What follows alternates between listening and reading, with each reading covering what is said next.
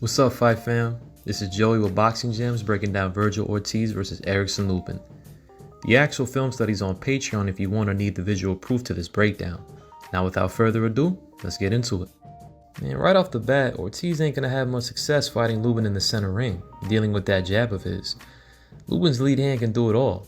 He uses probes to control distance, set jab traps, pins that help him safely take angles or close distance, throw feints that can make Ortiz hesitant, but most of all, set up that brick hand of his. Ortiz's lead hand ain't really much to brag about.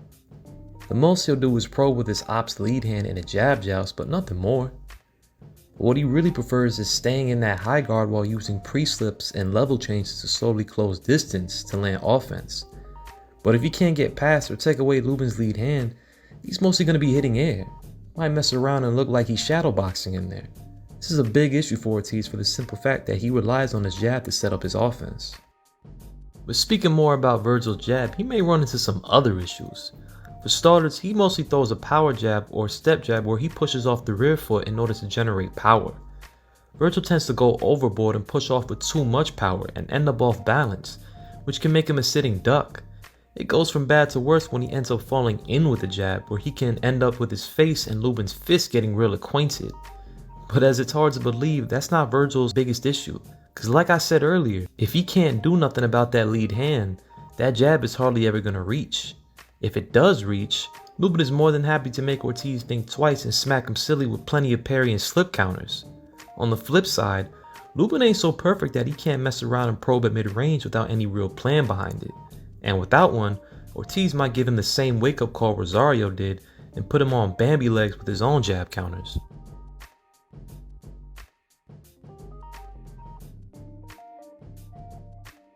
Now, if you thought Ortiz fell into range with the jab, it ain't nowhere near as bad as when he tries to land that rear hand of his, cause man, does this dude be reaching. The amount of times his rear leg comes off the ground leaving him heavy on the lead foot until he lands is ridiculous.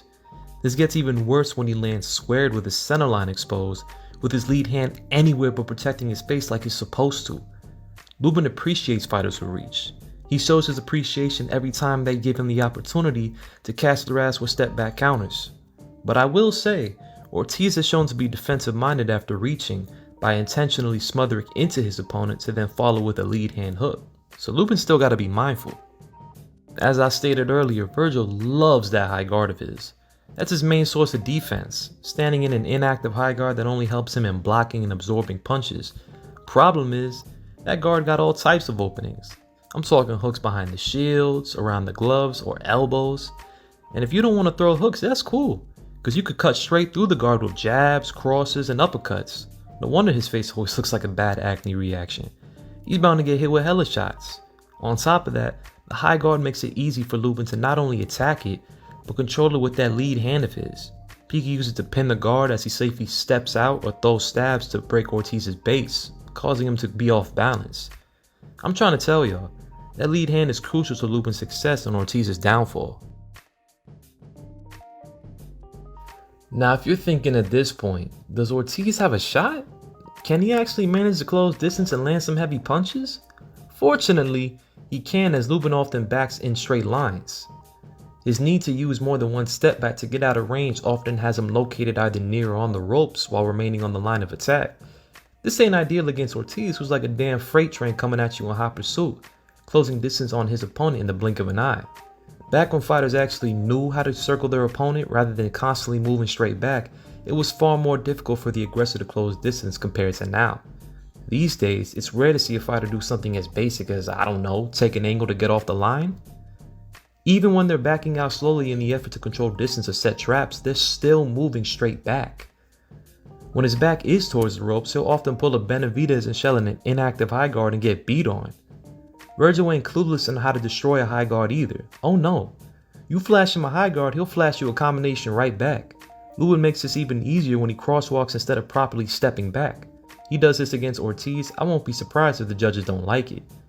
Can't just stand on the ropes taking punches against the A side. That's not the assignment.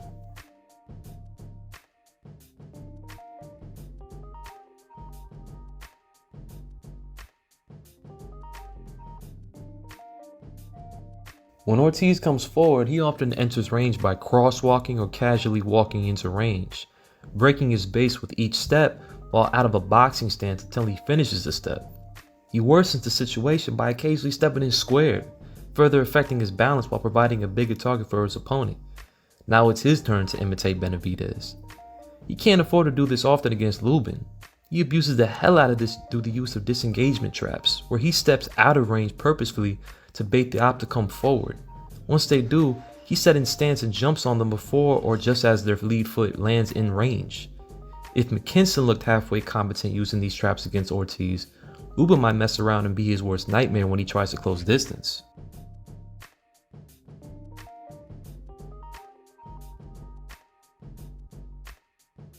Now when he does manage to get into range, Ortiz can hold his own in the pocket. He's no slouch. He uses frames, pins, and head control to control the guard to create offense. Not to mention, he's physical as hell, making it difficult to successfully clinch and hold him.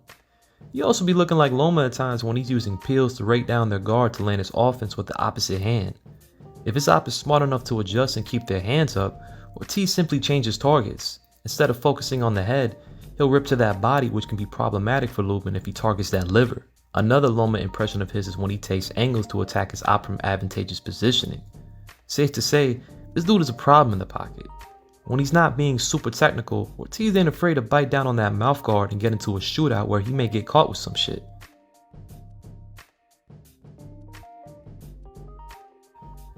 Lubin ain't clueless in the pocket either though. He also uses controls.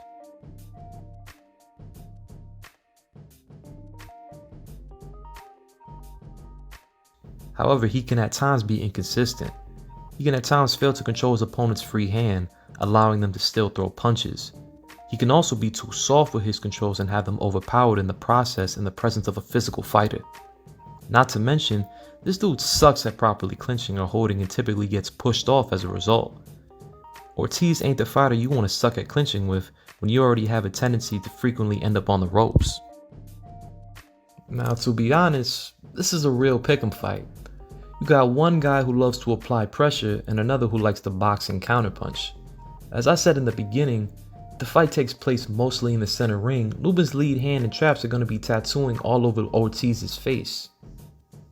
If Lubin keeps backing up towards the ropes, Vergil's going to have a field day outworking and pushing Lubin around in the pocket.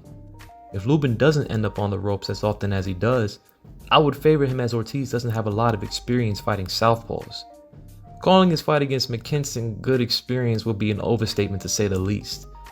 What Ortiz does have in his favor is the fight being held in Texas and hosted by Golden Boy. Not to mention the possibility of a potential super fight looming between him and Boots. So if there are any close rounds, you might as well assume they belong to Ortiz. I hope Lubin watched the Boachuk fight to know that beforehand. He better be coming in to dominate or knock Ortiz out and not expect the same love he got with Ramos. Otherwise, he's in for a rude awakening once they announce those scorecards. I gotta call it a 50-50. Let me know who you got in the comment section below. Peace.